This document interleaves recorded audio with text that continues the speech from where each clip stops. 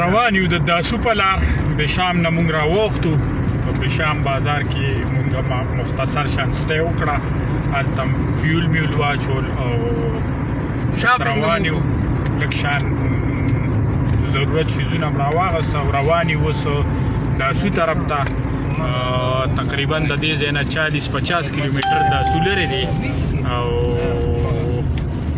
د داسو نه پس به بیا مونږ ځو چلاس ته د چلاس نه پس به بیا مونږ ستور ته ځو دا مشهوره شاعره ریشم ده او د ښکته دغه مونږ سره چې ښکاري دا اباسین دی او هغه ډېر ښکته دی هغه نه ښکاري نو دا مونږ د اباسین په غاړه روان یو داسو زمونږ نیکسټ ډیسټینیشن چې کوم دی زمونږ داسو دی